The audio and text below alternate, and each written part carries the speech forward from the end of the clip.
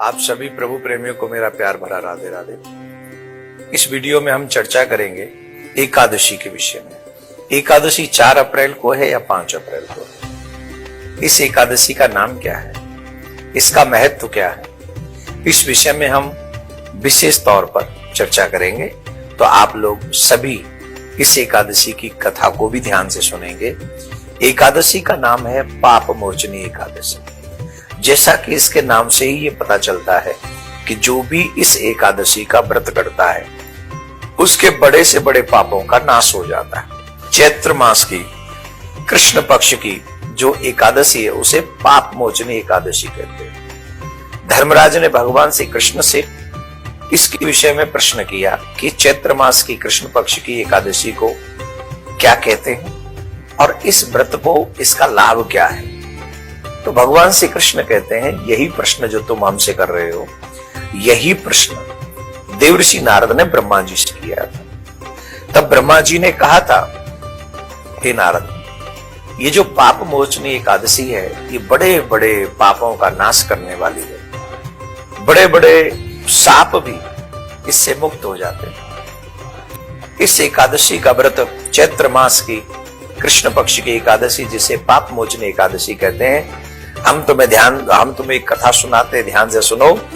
चित्ररथ नामक एक वन है जहां पर इंद्र अप्सराओं के साथ भ्रमण करते रहते हैं। वहां आते हैं, मतलब एक भ्रमण का स्थान है, कभी भी आए जाए।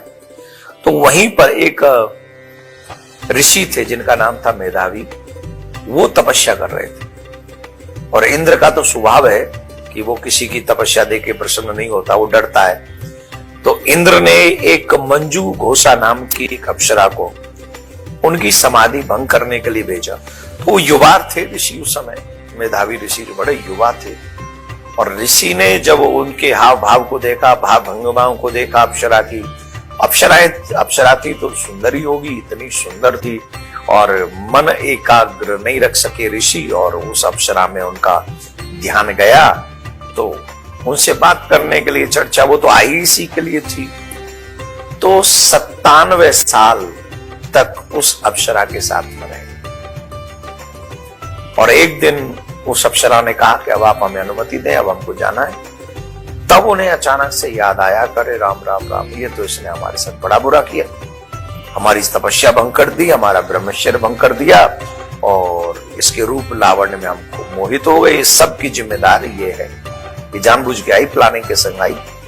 तो ये भाव रखकर मेधावी ऋषि ने उसे साप दे दिया कि पिशाचनी हो जाए। तब उसने चरण पकड़ लिए, बोले महाराज अब हमसे अपराध जो हुआ वो हुआ, अब हमको क्षमा करो और हमारा उद्धार कैसे होगा, हमारा कल्याण कैसे होगा। तब उन्होंने बताया कि तुम पाप मोचनी एकादशी का व्रत करना, उससे तुम्हारा कल्याण हो जाएगा। आदि आदि एक क्रम है। तो ऐसी पिशाचनी बनी हुई उस अप्सरा को भी इस एकादशी की, चैत्र मास की कृष्ण पक्ष की जो एकादशी है पाप मोचनी, उससे उसको मुक्ति मिल गई। इस दिन हमें भगवान नारायण का पूजन करना चाहिए। नारायण माने, जब भी मैं नारायण कहता हूं क्योंकि एकादशी के विषय में उन्हीं की चर्चा आती है, तो आप यहाँ अपने इष्ट की बात कर सकते हैं, भगवान श्री राम की बात कर सकते हैं, कृष्ण की बात कर सकते हैं, शिव की बात कर सकते हैं। इस दिन वैसे नारायण के स्वरूप मतलब राम कृष्ण की ही पूजा करनी चाहिए एकादशी के दिन। तो अपने आराध्य की पूजा करें, बड़ा सुंदर सा उनका अभिषेक करें। अभिषेक के बाद उनको सुंदर सुंदर वस्त्र इत्यादि पहनाएं, उनका जाप करें, सत्य बोले, क्रोध न करें, असत्य न बोले, ब्रह्मचर्य का पालन करें, अन्न का त्याग करें और जितना हो सके गाय की सेवा करें, साधु संतों की सेवा करें। जो भी दान पुण्य आप लोग कर सकते हैं, एकादशी के दिन किया हुआ दान पुण्य श्रेष्ठ होता है। तो जो भी आप कर सकें वो आपको करना चाहिए। और ये व्रत रहेगा 5 अप्रैल को। 5 अप्रैल को पाप मोचनी एकादशी रहेगी।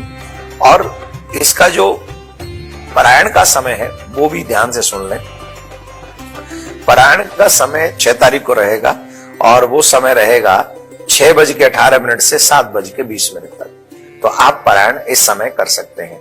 इस कथा को एकादशी के दिन अवश्य सुनना चाहिए। व्रत करते हैं लोग पर कथा नहीं सुनते हैं तो उसका पूरा फल नहीं मिलता है। इसलिए जिस व्रत को हम करते हैं उस दिन हमें ध्यान से उस व्रत की कथा सुननी चाहिए, जिससे हमारा उस व्रत में निष्ठा होती है और फिर हम भी मन से कथा सुन पाते हैं। तो ज्यादा ज्यादा लोगों को इस कथा को सुनवाइए और आप भी सुनिए। प्रिया कंजू सरकार आप सबके मनोरथ सिद्ध करे, ऐसी प्रार्थना करता हूँ। राधे।